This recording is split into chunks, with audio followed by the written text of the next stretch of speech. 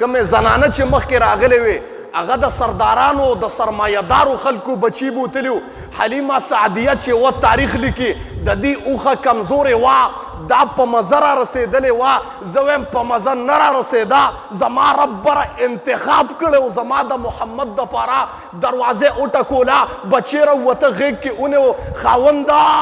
که زم دا بچې به بوزم، خالی لاس نه دم، قسم دې لته مې پرېوتی دی. ما ماشومان خو ډېر لیدلی دی، په مخته ځمکه د ده غوندې آثار و د ده غوندې ماشوم ما نه دی لیدلی. اوس خبرې ته توجه کوئ. حلیمه سعدیه وایي ما د محمد غوندې ماشوم نه لیدلی صلی الله علیه وسلم.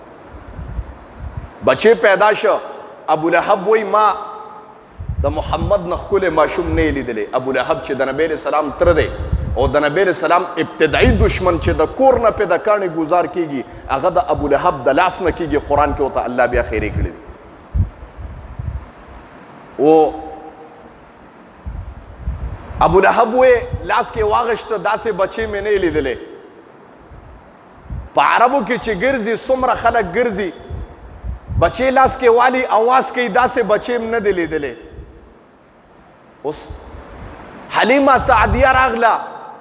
بچې لاس کې ونیو، داسې بچې م نه دی لیدلې. د عربو لوی لوی خلک بچې لاس کې والي، قسم دی داسې بچې م نه دی لیدلې. جبریل علیه السلام وایي ربه داسې بچې نه دی لیدلې. رب اواز کوي داسې بچې ما پیدا کړی نه دی. نو وبه یې وینئ د کوم دی نه،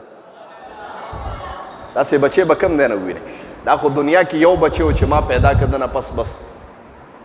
ګویا چې الله په ده باندې او هغه سانچه ختمه کړه. بچې ونیو، خاونده که څه میلاویږي او که څه نه، خو دا ماشوم ما ته ډېر زیات خوښ دی، زما زړه ته پرېوتی دی او ځان سره یې بودم. نبی علیه الصلاة والسلام مبارک حلیمه سعدیه ونیو او نبی علیه السلام مبارک یې ځان سره کړ. دی روان شو په کومه اوښه چې حلیمه سعدیه راغلې وه د ټولو نه وروسته یې پرېښې وه، خو چې په هغه سوارۍ باندې شاسوار محمد مصطفی صلی الله علیه وسلم مبارک کېناسته، یا خو هغه سواري وه چې د ټولو په اخره کې تلې وه، یا داسې سواري وه چې نبی علیه السلام مبارک پې کېناسته، ټولې سوارۍ راواړولې جي، هغه ټولې سوارۍ شاته شوې. هغوی ورته حیران دي، حلیمې اوښه دې بدله کړه، په عربو کې دې بله اوښه واغشته، څنګه؟ وایي اوښه بدله نه ده، اوښه هم هغه یوه ده، لیکن د اوښې د پاسه چې سورلي ده هغه بدله شوې ده. شاسوار بدل دی نن. هغې ته ورو ورو د معجزې پته لګېده د نبی علیه صلات والسلام مبارک. چې کور ته ورسېده د ما محترمو علماء کرام فرمایي البدایه والنهایه د حافظ ابن کثیر کتاب دی، تاریخ دی. هغه وایي یا خو د فقر حالتو د حلیمه سعدیه په کور باندې د فقر زمانه وه، داسې زمانه وه چې د 3-4 وختو به نه و، د یو وخت به و. بس څومره څاروي ولاړو ټول اوچو، ټول څاروي اوچو، لیکن آقای نامدار محمد مصطفی صلی الله علیه وسلم مبارک په دروازه باندې ورننوته. څومره اوچې بیزې وې، ټولو غولانځې ډکې کړې. حلیمه سعدیه چې پیو ته کیني، لوښي راځي د ګاونډیانو لوښي راوړي او لوښي ډکېږي. د ما محترمو پته یې نه لګي، پته لګېده ورو ورو د معجزې. تربیه کېده د نبی علیه السلام مبارک، او هغې ته پتم لګېده چې دا نبی علیه الصلاة والسلام مبارک ډېر لوی انسان ښکاره کېږي او ډېر معجزې والا او ډېر کرامتونو والا. د هغې دا دغه و چې دا ډېر کرامت والا بنده دی او ماشوم دی. چې نبی علیه السلام مبارک لږ لوی شو نو د خپلې خور سره به ګډې بېدې سرولې. نبی علیہ السلام فرمائی ما من نبی الا رعی الغنم، نشته یو پیغمبر چې هغه ګډې او بېدې نه سرولې. صحابو ته تپوس وکړو وانت یا رسول الله، د الله رسول او تا نبی علیہ السلام مبارک ورته امام د عربو د ټکو ټکو دپاره ما د عربو بېزې سرولې دي. گویا دا ګډي بیزې دا د نبوت دپاره کورسو پیغمبري چې به میلاوېده نو اول به یې ګډي بیزې سرولې او د هغې وجه دا د زما محترمو چې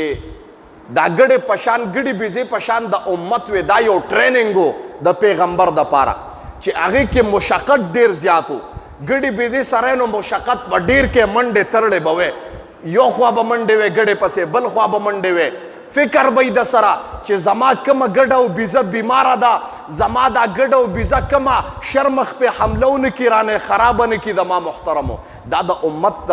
د دغه دپاره به یو کورس و چې زما امت باندې لکه دا شرمخ چې کوم دی شیطان حمله ونه کړي څنګه به امت بچ کوم امت کې به ناجوړه او غیر ناجوړه څنګه ګورم زما محترم گویا چې ګډي بیزې سرول د پیغمبرۍ دپاره کورس و زما محترم د نبی علیہ السلام چاچی وه وایي د الله رسوله کور کې ډېر فرق ډېره دغه د غریبي ده نبی علیہ السلام مبارک ورته وفرمایل وایي برکت والا شی وساته توجه کوئ دې خبرې ته نبی علیہ السلام مبارک ته وایي د الله رسوله کور کې بې برکتي ده فقر دی غریبی ده نبی علیہ السلام مبارک ورته وفرمایل برکت والا شی وساته وایي د الله رسوله برکت والا شی څه شی دی نبی علیہ السلام ورته وایي ګډې بیزې او چرګان وساته چرګان او ګډې بیزو کې چې کوم دی برکت دی ګډو بیزو کې ساتلو کې برکت دی نبی علیہ السلام مبارک فرمایي نو خبره کوم دی پورې صحابوی د الله رسوله تا نبی علیہ السلام وفرمایل مام ګډې بیزې سرولې دي نبی علیہ السلام چې به ګډې بیزې سرولې د هغه یوه خور وه شیما رضی الله تعالی عنها کور ته راله مور ته وایي مورې عجیبه کار وشو نبی علیہ السلام ماشوم دی ګډو بیزو ته ناست دی سره یې کور ته راله مور ته وایي مورې عجیبه غوندې کار وشو وایي بچیه څه کار وشو وی کومه بیزه چې به راتله توجه کوئ دې خبرې ته او د تالاب نه اوبه به څکلې نو راتله به او د دې محمد په خپو کې به سر ښکته کو واپس به راتله ټول سبحان الله ووایي بس مورې پوه شوه چې څاروي ورته سر ښکته کوي عجیبه غوندې ولګېدل زما محترمو بار چې به راووته په لار به راهبان تېرېدل نو هغې به پېژنده نښې پکې داسې وي چې راهبانو به نبی علیہ السلام مبارک پېژنده د هغه د چهرې مبارکې آثار داسې وو چې گویا پېژندلې کېده به لکه په ستورو کې چې سپوږمۍ ښکاري نبی علیہ السلام مبارک به داسې ښکاره کېده حلیمه سعدیه پې ویرېده چې یاره دې بچي ته څوک نقصان ونه رسي ډېره اوږده خبره ده خو ختمو مې ځکه ټایم مختصر دی او تاسو نبی علیہ الصلاۃ والسلام مبارک باندې ویرېده بس خپلې مور ته حواله کړ چې یاره دلته په ده باندې ویرېدم د نبی علیہ السلام د بچپن دوه درې خبرې کوم بس ستاسو ذوق هم نشته بس ختمو مې ته بیا نو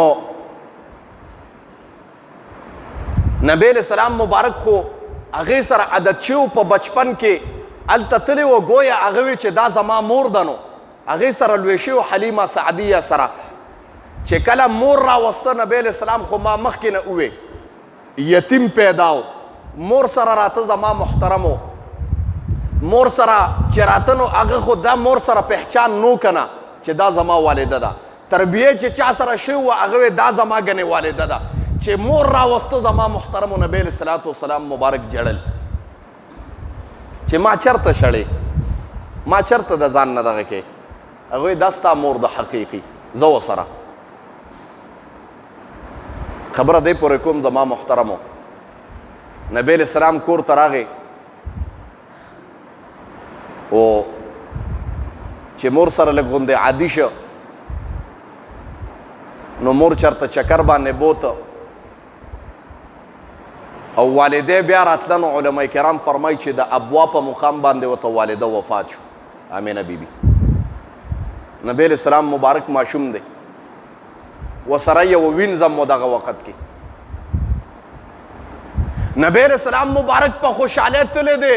د مور نه او د مور نه یتیم پیدا دی بیا بلې مور سره عادي شو هغې سره یې زمانه تېره کړه زما محترمو هغه مور هم را رخصت که نبی علیه السلام مبارک په بچپن کې جاړي د خپلې مور آمینې بیبي سره عادي شو ماشوم خوشحاله دی محمد خوشحاله دی چې مور سره چکر له روان یم پته نشته واپسې کې راتلل د ابوا په مقام کې محمد روان یم پته نشته واپسې کې راتلل د ابوا په مقام کې محمد ته په لار کې والده وفات شوه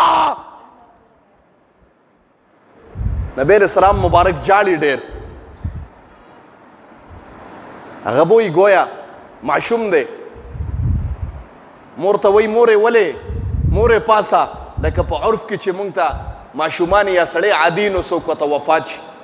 او دی ورته دا اواز کوي تا مونږ چاته پرېښودو اواز راځي که نه مړي ته خلک دا اواز کوي تا مونږ چاته پرېښودو زړې زړې خبرې را یادوي دا د درد د وجې نه محمد په سارا کې په شګو کې خپلې مور ته وفات شوې مور ته ناست دی او جاړي زما محترمو زه وایم محمد نه جاړي ځمکه او اسمانونه هم جاړي زما محترمو